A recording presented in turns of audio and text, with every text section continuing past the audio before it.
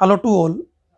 मेरा ये video particularly JEE 2022 के लिए प्रिपेयर करने वाले स्टूडेंट्स के लिए है।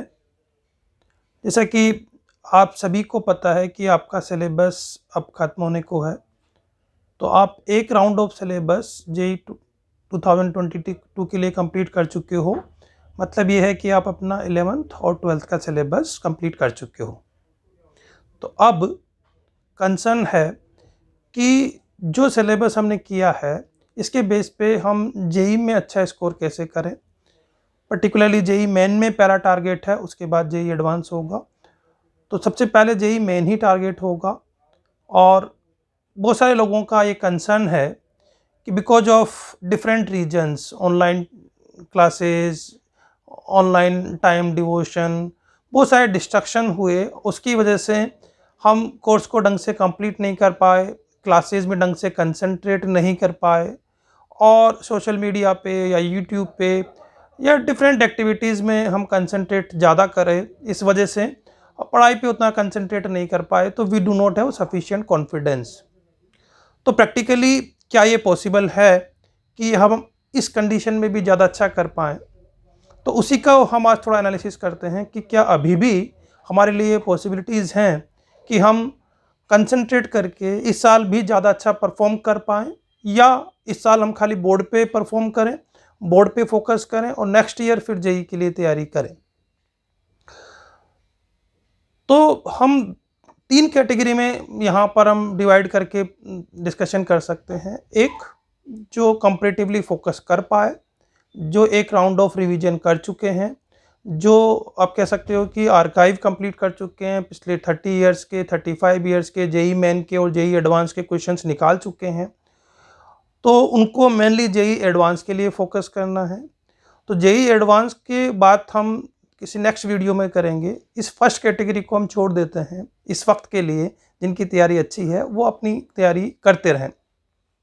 सेकंड कैटेगरी में वो हो सकते हैं जो ठीक ठाक प्रिपरेशन की है लेकिन अभी तक किसी तरह के क्वेश्चन बैंक की प्रैक्टिस नहीं की है, और हो सकता है कि अभी उनके कुछ डाउट्स बाकी हों। और तीसरी कैटेगरी के वो स्टूडेंट्स हैं जिनको अभी ये कॉन्फिडेंस ही नहीं है कि उन्होंने बहुत ज़्यादा कुछ किया है, बहुत ज़्यादा डिस्ट्रक्शन की वजह से, ऑनलाइन क्लासेस की वजह से या ऑनलाइन डिफरेंट एक्टिविटीज़ में फोकस होने की वजह से डिस्ट्रक्शन बहुत ज़्यादा हो गया है और अभी उनको लगता नहीं है कि वो ज़्यादा कुछ कर पाएंगे। तो देखिए, किसी भी प्रोसेस को आगे बढ़ने से पहले ये ज़रूरी है कि हम हमारी एनालिसिस प्रॉपर करें और ये समझें कि हमारे पास में कितना टाइम है। पास्ट इज़ पास्ट, जो जा चुका है उसको तो हम कुछ नहीं कर सकते। जो डिस्ट्रक्शन हुआ या जो आप इन्वॉल्वमेंट दिखाए वो तो कुछ नहीं किया जा सकता है, उसको वापस से ठीक नहीं किया जा सकता। पर क्या हम ये देख सकते हैं कि जो अब हमारे पास में करंट टाइम बचा हुआ है उसमें हम अपना बेस्ट करें और बेस्ट अचीव करें। जितना टाइम है अगर उसमें बेस्ट करें तो हम क्या अचीव कर सकते हैं। तो जिन लोगों को ये लगता है कि उन्होंने थोड़ा सा सीरियसली पढ़ा है, कोर्स ठीक ठाक कंप्लीट हुआ है, उनके लिए मेरा सजेशन ये होगा कि वो एटलीस्ट ये प्लान करें कि दिन में 8 से 10 घंटा सेल्फ स्टडी सीरियसली होकर प्लान करें। देखिए, रफली आप प्लान बनाइए 3 महीने का। ये मान के चलिए कि आपको जेई मेन का एग्ज़ाम 3 महीने बाद देना है। अब क्योंकि अभी जेई की डेट्स अनाउंस नहीं हुई है तो you might have the confusion कि फेब में भी डेट आ सकती है, मार्च में भी आ सकती है, अप्रैल में भी आ सकते हैं, कितने चांसेस होंगे ये भी पता नहीं है कि कितने चांसेस बाकी हैं। तो आप ये मान के चलिए कि आपको एक चांस मार्च में देना है, एक चांस मई में देना है। क्योंकि चाहे जेई मेन के 2 चांस हो, 3 हो, 4 हो, जितने भी जेई मेन के चांसेस हों, ये मान के चलिए कि मई में एक चांस ज़रूर होगा आपका। और ओवरऑल पूरे कैलकुलेशन से लग रहा है कि एंड ऑफ द मार्च और अप्रैल में आपके बोर्ड होंगे। तो in any case you have 3 months for the preparation right now. तो आप इन 3 मंथ पर फोकस करिए, क्योंकि अगर आप इन 3 मंथ को फोकस करेंगे तो डेफिनेटली कुछ ना कुछ अचीव जरूर करेंगे। तो आप रफली 1 महीने का, 15 दिन का या 7 वीक का प्लान मत बनाइए, एटलीस्ट 3 मंथ का प्लान बना रहिए। जेई मेन में जितने भी चांसेज हो आप 2 पर फोकस करिए, मार्च वाले पे और मई वाले पे, 2 पे फोकस करिए, so that you can see your improvement, you can see your focus. Second, आप डिटरमाइन करिए कि अब जो भी आप करेंगे उसमें ऑनलाइन हेल्प आप सबसे कम लेंगे, एंड जो भी पेपर करेंगे आप ऑफलाइन प्रैक्टिस ज़्यादा करेंगे, एक्सेप्ट जो भी आप केवल कोई अभ्यास पेपर कर रहे हैं या ऑनलाइन फिटजी की तरफ से दिए हुए जो पेपर्स या किसी भी इंस्टीट्यूट में जहाँ पर हैं आप उसकी तरफ से जो पेपर आप कर रहे हैं, उन पेपर्स के अलावा ज़्यादा से ज़्यादा प्रैक्टिस आप ऑफलाइन करेंगे, क्योंकि ऑफलाइन की कंसंट्रेशन आपकी ज़्यादा स्ट्रॉन्ग होगी रेदर देन ऑफलाइन। तो आपके मार्क्स का टारगेट चाहे जो भी हो, जिनकी थोड़ी ठीक प्रिपरेशन हो सकती है they can target 240 for the March exam. जिनकी प्रिपरेशन बहुत ख़राब है, still I will say you can target 200 marks. Remember, targeting 200 marks out of 300 marks in JEE Main is not very tough target. It is roughly 67% marks. So getting 67% marks is not a very difficult task, particularly जब question आप कह सकते हो कि NCERT के syllabus type से ही आने वाले हैं। डेल्टा उसमें कुछ आप कह सकते हैं कि स्ट्रेंथ आपको और चाहिए। कुछ लोगों को ये डर है कि अगर हमारा ये होगा तो बोर्ड के एग्ज़ाम डिस्टर्ब होंगे और बोर्ड की प्रिपरेशन हम नहीं कर पाएंगे। तो रिमेंबर, बोर्ड में क्लास 12th का ही सिलेबस आने वाला है और जेई में अगर आप माने तो 50% क्लास 12th का है, 50% क्लास 11th का है।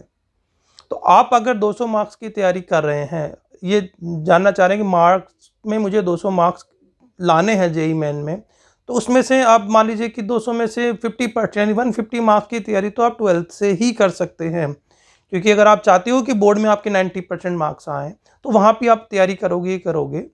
तो बोर्ड में जब आप 90% मार्क्स की तैयारी कर सकते हो तो सेम तैयारी आप यहाँ पर भी कर सकते हो। यहाँ भी पॉसिबल है कि आप 70% मार्क्स जब वहाँ पे देख रहे हो तो बोर्ड में जब आप 90% लाओगे तो 150 का 90% of 150 is you can say around 135 marks. तो 135 मार्क्स तो आप वहीं से ला सकते हो। तो 11th के लिए आपको कितने मार्क्स की तैयारी करनी है? 65 मार्क्स की। तो take your mindset in that direction कि हम तैयारी उस तरीके से करें। तो अगर आप बोर्ड का जो रिमेनिंग सिलेबस है जो आपको टर्म 2 में आने वाला है, चाहे वो मार्च में एग्जाम हो या अप्रैल में हो, उसकी तैयारी आप अभी से स्टार्ट कर लो। अगर आपको कॉन्फिडेंस थोड़ा कम है तो devote your 40% time for term 2 syllabus and remaining 60% time आप 11th के ऊपर डिवोट करना स्टार्ट कर दीजिए। तो अगर आप मानते हैं कि आप 10 आवर डेली सेल्फ स्टडी कर सकते हैं तो 4 आवर्स आज से ही आप स्टार्ट करिए to give your term 2 syllabus of class 12th। और जब भी आप वो टर्म 2 का सिलेबस कर रहे हैं तो NCERT पूरी पढ़िए। आपने जो यहाँ पर क्लास में नोट्स देखे होंगे उनको दोबारा से पढ़िए, सारा पैकेज पूरा सॉल्व करिए। जेई मेन की जो आपके पास में आर्काइव है लास्ट 15-20 ईयर्स के जो क्वेश्चंस हैं उनको चैप्टर वाइज सॉल्व करिए। जेई एडवांस के जो सिंगल ऑप्शन करेक्ट क्वेश्चंस हैं उनको सॉल्व करिए। यहाँ पर एक रूल और बनाइए कि जब आप सॉल्व कर रहे हैं क्वेश्चंस को तो टाइम मेजर करते हुए सॉल्व करिए। ये कैलकुलेट करिए कि 1 घंटे में आपसे कितने क्वेश्चन सॉल्व हो रहे हैं। आप चैप्टर्स डिवाइड कर लीजिए कि कितने टोटल चैप्टर्स हैं। रिमेंबर, देखिए जो हुआ वो हुआ, पर जो आप कर सकते हैं उसमें क्या बेस्ट हो सकता है ये बहुत इंपॉर्टेंट है ये सोचना, क्योंकि पॉजिटिविटी के साथ सोचना ज़्यादा इंपॉर्टेंट है। 200 मार्क्स इन जेई मेन आपको 10,000, 9,000, 12,000 रैंक जेई मेन में आसानी से दिला सकते हैं। और अगर आप जेई मेन में 10,000 रैंक मिलेंगे तो you can get easily good NIT। तो आपका फ्यूचर तो सेफ हो ही गया है। तो अगर हम ये सोचें आज से कंपेयर करें कि 10th में मैंने ये सोचा था कि मैं अच्छी IIT में जाऊंगा, ये करूंगा, वो पॉसिबल नहीं है। और इन सारी थॉट के थ्रू इस टाइम को भी अगर आप वेस्ट कर देंगे तो आपको ये भी नहीं मिलने वाला। और next year it will become more difficult even if you think कि मैं ये ड्रॉप करके तैयारी करूँगा और आप वहाँ पर जीरो से स्टार्ट करेंगे, then again it will become more difficult for you. तो अगर आपको फ्यूचर में प्लान भी करना है तो make your present safe first. जब आप यहाँ पे सेफ बना लोगे और स्टेप्स को समझोगे कि जो हमने मिस्टेक्स की है अब उनको रिपीट नहीं करना। आई अंडरस्टैंड कि मैंने कुछ मिस्टेक की है, आई अंडरस्टैंड कि मैंने ऑनलाइन टाइम वेस्ट किया है, मैं कंसंट्रेट नहीं कर पाया, but right now because I have understood it, तो अब मेरी ड्यूटी बनती है कि मैं इनको रिपीट ना करूं और जो करंट टाइम है उसको यूटिलाइज करूं। तो right now you have the time, अभी आपके पास में टाइम है, बस केवल उसको यूटिलाइज करना है। तो आपका कुछ अभी ऐसा नहीं बिगड़ा है जिसको आप सही नहीं कर सकते हो।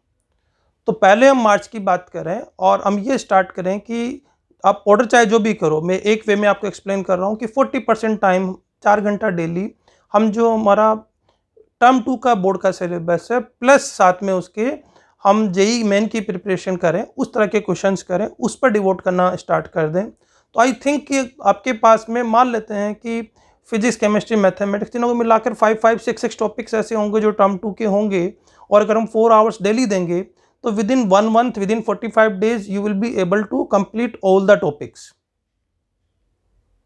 शेष जो रिमेनिंग आपके पास में 60% टाइम है उसमें आप 11th के टॉपिक्स उठाइए, 11th के टॉपिक्स उठा के वहाँ पर उनको रिवीजन करिए और सेम मेथड वहाँ पे फॉलो करिए। There is no need to do the multiple books. Remember, multiple books करने से फ़ायदा नहीं होगा। अगर जो जेई के क्वेश्चंस हैं उन्हीं को आप बार बार करेंगे, जो क्वेश्चंस आपने पहले किए हुए हैं, जो पैकेज थोड़ा बहुत भी आपने पहले सॉल्व किए हैं उन्हीं को करोगे तो ज़्यादा फ़ायदा होगा, चाहे आपने एक बार किया हुआ है या नहीं किया हुआ। जिन्होंने किया हुआ है उनको भी फ़ायदा इसी चीज़ से होगा। अगर जेई मेन ही फोकस है, अगर जेई मेन में ही 240-250 मार्क्स फोकस है और पहले आपने कुछ ठीक ठाक किया हुआ है, तभी भी उन्हीं को दोबारा करिए, क्योंकि देखिए यहाँ पर कोई नई चीज़ नहीं आने वाली है। हम ज़्यादा मार्क्स उस नॉलेज में ख़त्म करते हैं जो हमें आ रहा था पर हम रिवीजन नहीं कर पाए।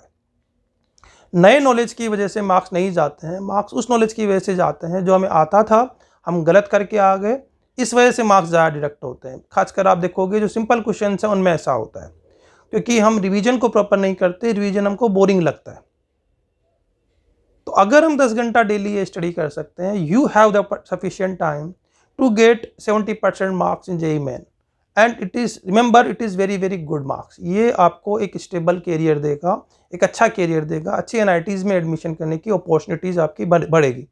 तो सबसे पहले हम इसी बात को टारगेट करें कि 200 मार्क्स हम जेई मेन में कैसे अचीव कर सकते हैं विद इन 300 मिनट्स।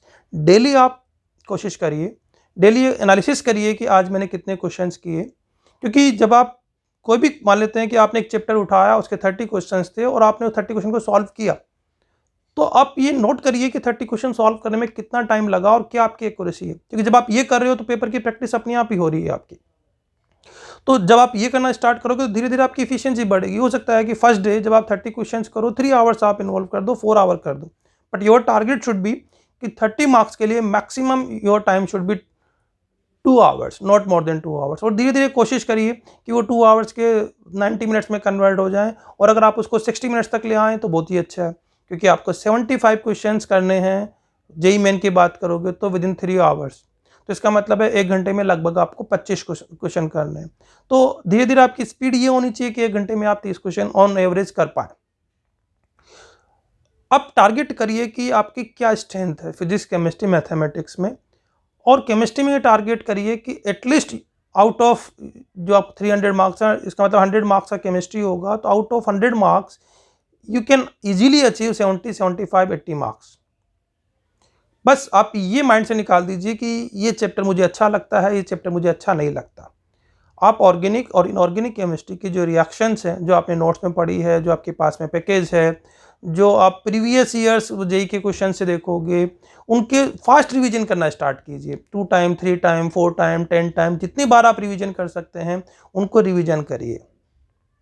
कुछ चैप्टर्स हैं जैसे chemistry in everyday life, environmental chemistry, colloidal chemistry, biomolecules, ये टॉपिक्स ऐसे हैं जिनमें हर साल एक क्वेश्चन जरूर आता है, और ये क्वेश्चन बोर्ड में भी आते हैं।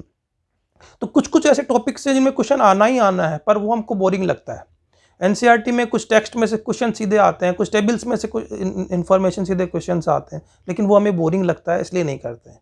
तो एम हमें इंटरेस्टिंग या बोरिंग नहीं है। याद रखिए, आपका एडमिशन मार्क्स बेस पे होता है, कंसंट्रेशन हमको मार्क्स पे करनी है, कंसंट्रेशन हमको रैंक पे नहीं करनी है। क्योंकि जब आप ये सोचोगे कि 300 में से 200 मार्क्स, तो आपको काफ़ी रिलीफ मिलेगा, क्योंकि बोर्ड में आपको अगर आप देखते हो तो 500 में से जब आपके 480 भी आते हैं, 470 भी आते हैं तो कम लगते हैं। तो जब वहाँ इतना बड़ा टारगेट कर सकते हो तो 300 में से 200 मार्क्स का टारगेट बहुत बड़ा नहीं होना चाहिए। तो पहले हम मार्च में कोशिश करें कि 200 मार्क्स को टारगेट करें। 3 मंथ्स हमारे पास में है, बेसिक्स हम ना छोड़ें, मल्टीपल बुक्स ना करें, फोकस केवल एनसीईआरटी, पैकेज के क्वेश्चंस, आर्काइव, जेई मेन की आर्काइव, जेई एडवांस की सिंगल करेक्ट क्वेश्चंस की आर्काइव, इस पे फोकस करें, इसको बार बार करने की कोशिश करें। और जब थोड़ा बहुत इसमें स्ट्रेंथ आना चालू हो जाए तो फिर हम एक कोशिश करें कि वीक में 2 से 3 पेपर हम प्रीवियस ईयर जेई मेन के जरूर करें। जैसे जेई 2021 के बहुत सारे पेपर्स अवेलेबल है, 8 सिटिंग में पर एक एग्जाम हुआ है, 4 बार एग्जाम हुए हैं, तो 32 पेपर्स यही हैं। ऐसे लास्ट ईयर के भी लगभग आप कह सकते हो कि 16 पेपर्स होंगे। तो आप देखिए 48 पेपर्स तो ये 2 साल के ही होंगे। आपको ऑनलाइन आसानी से ये पेपर मिल जाएंगे, इनकी एनटीए की साइट पे ये पेपर मिल जाएंगे। इन पेपर को डाउनलोड करिए, कोशिश करिए कि इन पेपर को अटेम्प्ट करते वक्त आप अपना फ़ोन लैपटॉप ना यूज करें। इनको आप अगर पॉसिबल है तो इनका प्रिंट आउट लीजिए और प्रिंट आउट लेकर फिर सॉल्व करिए, क्योंकि 1.5-2 साल में जो आपकी हैबिट है ऑनलाइन बैठने से, इसकी एफिशिएंसी कम हो गई है। You have to realise it. और दूसरा क्या है कि बार बार में डिस्ट्रक्शन होता है। जब भी हम ऑनलाइन होते हैं अपने आप को कंट्रोल नहीं कर पाते, कहीं ना कहीं पर कोई ना कोई डिस्टर्ब करने के लिए एलिमेंट हमको मिल जाता है, भले ही वो ऑनलाइन हो, भले ही वो व्हाट्सअप हो, भले ही different type of social media हम लोगों ने आजकल अपना रखे हैं। कहीं से भी डिस्टर्ब हो सकता है, कोई फ्रेंड भी हमको मैसेज कर सकता है। तो इसको अवॉइड करने का एक ही तरीका है कि उन सबको बंद किया जाए और शांत मन से प्रैक्टिस ऑफलाइन की जाए। तो इन पेपर को आप ऑफलाइन ही अटेम्प्ट कीजिए। ऑनलाइन अटेम्प्ट करने के लिए माईपेट और बहुत सारे सोर्सेज हैं जो टाइम टू टाइम हम आपको पेपर दे रहे हैं, उन पेपर्स को आप करिए। तो उन पेपर्स को जब आप करेंगे तो डेफिनेटली वो एक ऑलरेडी मिल ही रहा है और वहाँ डिस्टर्बेंस है ही नहीं। जब माईपेट का पेपर आप कर रहे हैं तो उस वक्त कोई दूसरा डिस्टर्बेंस होने का मतलब ही नहीं है आपको, वो पेपर ही आप कर रहे होंगे। तो उन पेपर्स को वैसे करिए, साथ साथ में एक मेथड फॉलो करिए, अपने आप को वापस से नई एनर्जी दीजिए। उस एनर्जी के साथ में कोशिश करिए कि डेली आप थोड़ा थोड़ा इम्प्रूवमेंट अपने अंदर दिखाते रहें।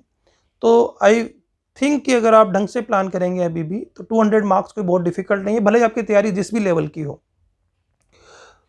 तो अगर आपके सपोज 200 मार्क्स पहुंच गए, 200 ना भी पहुंचे, 170 भी गए, 180 भी गए, तब आप 2 महीने का टाइम फिर लीजिए, क्योंकि इन बिटवीन आपके बोर्ड की भी वहाँ पर होगा। अब जब मई का एग्जाम दोगे और मार्च में एक बार दे चुके हो, तो जब आप बोर्ड की तैयारी कर रहे होंगे तब भी आपको कॉन्फिडेंस होगा, कुछ ना कुछ टाइम आप डिवोट कर पाओगे बोर्ड के साथ साथ जेई मेन के क्वेश्चन करने की भी।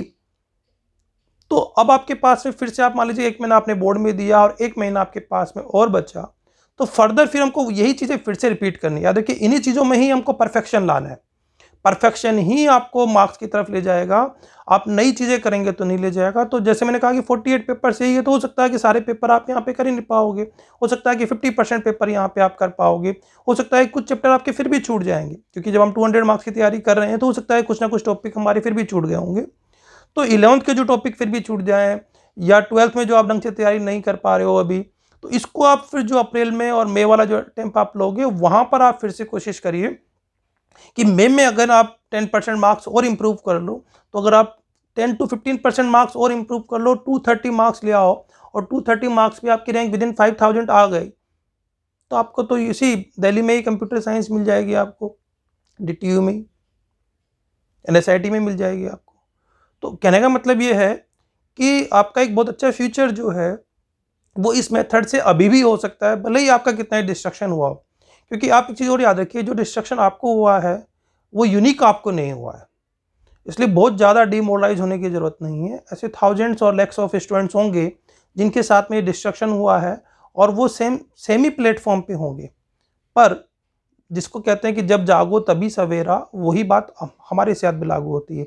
अब भी हम सोते ही रहेंगे तो डेफिनेटली लॉस होगा, पर अभी भी हम जाग जाएंगे तो टाइम अभी है। रिमेंबर अभी टाइम है, इस चीज़ को आप रूल्ड आउट मत करिए, क्योंकि काफ़ी लोग ये मान चुके हैं कि ये साल तो उनका गया और यही सोच के वो नई काम कर रहे हैं। तो ये सबसे ज़्यादा डेंजरस सिचुएशन है कि जब हम मान रहे हैं कि हम गए, जब तक आप अपनी हार नहीं मानते हो तब तक आप नहीं गए हो। तो देयर इज नो रीज़न कि आप ये सोच के चलो कि अब आपका साथ में सब कुछ खत्म हो चुका है और आगे नेक्स्ट ईयर आप 2023 में सोचोगे। अगर आप 2023 का भी सोच रहे हो तो आज की हुआ ये वर्क डेफिनेटली आपको एटलीस्ट आपको मान लीजिए 15 to 20% मार्क्स आपको 2023 में भी इम्प्रूव करने में हेल्प करेगा। तो अगर यहाँ पे अच्छा नहीं भी कर पाए तब भी ये प्रिपरेशन आपको 2023 में डेफिनेटली हेल्प करेगी। तो फॉलो द मैकेनिज्म। हम सिंपल बात करें तो हम ये कह रहे हैं कि 40% टाइम हम 12th को देते हैं नेक्स्ट 2-3 मंथ्स, और 60% टाइम हम 11th को देते हैं, ठीक है नहीं।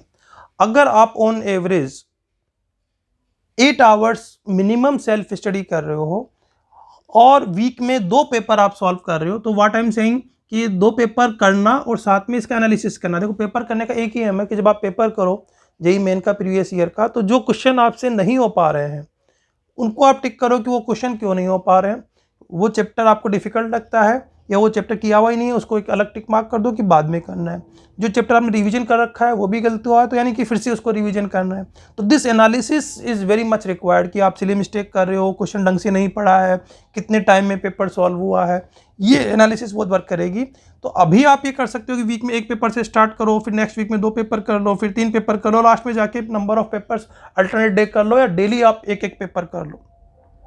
तो ये सब मिला के अगर आपका 10 आवर से 12 आवर डेली अगर आपके सेल्फ स्टडी हो गई, तो आई टेक द गारंटी कि नेक्स्ट 3 मंथ के बाद में you will be getting around 200 marks.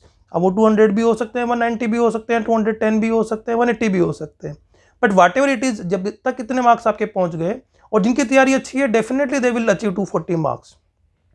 तो अगर आप इस प्रोसेस से तैयारी करोगे तो आपको फिर नेक्स्ट स्टेप पता होगी। जब ये एनालिसिस करोगे हो सकता है कि कुछ चैप्टर्स आपके इस पूरी कैलकुलेशन में आपको लगे कि बहुत डिफिकल्ट है, मार्च तक कंप्लीट नहीं हो पा रहे, तो then you will have the analysis कि आप जब अप्रैल में सेकेंड अटेम्प्ट के लिए तैयारी करोगे तो कौन से चैप्टर्स की ज़्यादा तैयारी करनी है। अदरवाइज आप क्लूलेस रहोगे, अभी भी क्लूलेस रहोगे और बाद में भी क्लूलेस रहोगे कि मार्क्स इंप्रूव कैसे किया जाए, कहाँ पे वर्क किया जाए।